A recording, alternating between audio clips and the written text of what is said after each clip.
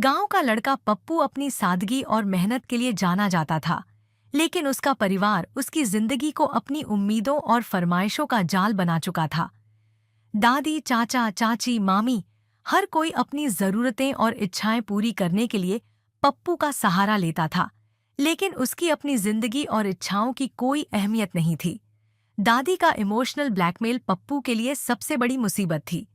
जब भी वह पढ़ाई करने बैठता, दादी उसे किसी न किसी छोटे काम में उलझा लेती। कभी बर्तन धोने का आदेश, तो कभी पुराने कपड़े साफ करने का। उनके लिए पप्पू सिर्फ एक मददगार था, जबकि उसकी पढ़ाई और सपने हमेशा पीछे छूट जाते। चाचा, जो खुद को दुनिया का सबसे बड़ा जानकार समझते थे, पप्पू को बार बार नाम और पैसे की अहमियत समझाने में लगे रहते।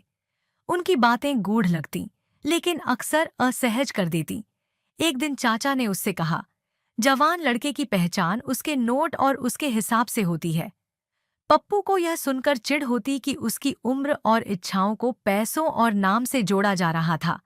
चाची, जो हर बात पर टिप्पणी करने में माहिर थीं, पप्पू की हर चीज में कमी निकालती। एक दिन उन्होंने उसके बालों को लेकर कहा, पप्पू, तुम्हारे बाल तो बिखरे हुए हैं, अच्छे से तेल लगाओ, नहीं तो कोई तुम्हें पसंद नहीं करेगा। यह सुनकर पप्पू को झटका लगा कि अब रिश्ते भी बालों पर टिके हैं। वहीं मामी, जो खुद को रचनात्मकता की देवी मानती थीं, हर बार पप्पू पर कोई नया काम थोपने की कोशिश करती। उन्होंने एक दिन कहा, तू हमेशा खाने के पीछे पड़ा रहता है, फूड ब्लॉग शुरू क्यों नहीं करता, शायद लोग तुझे पसंद करने लगे। पप्पू को मामी की बातें बचकानी और हास्यास्पद लगी। हर रिश्तेदार अपने हिसाब से पप्पू की जिंदगी को नियंत्रित करना चाहता था, लेकिन किसी ने भी यह नहीं सोचा कि पप्पू की खुद की क्या ख्वाहिशें हैं। इन सभी फरमानों और अपेक्षाओं के बीच पप्पू को महसूस हुआ कि वह अपनी पहचान और आज़ादी खो चुका है।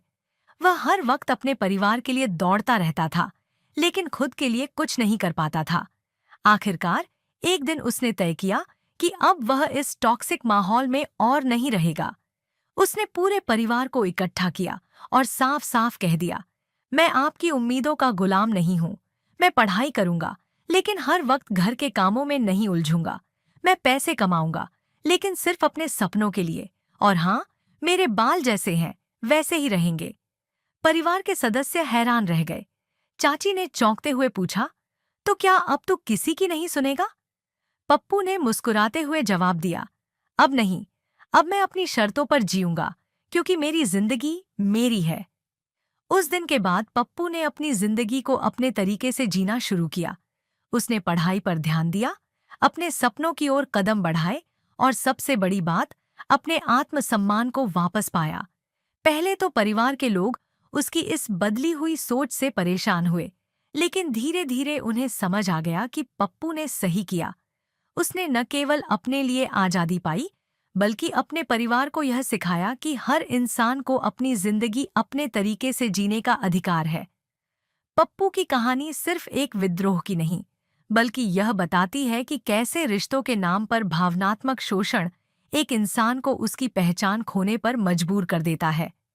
लेकिन जब इंसान अपने आत्मसम्मान के लिए खड़ा होता है, तो वह न केवल खुद को बचाता है, बल्कि दूसरों को भी सोचने पर मजबूर करता है।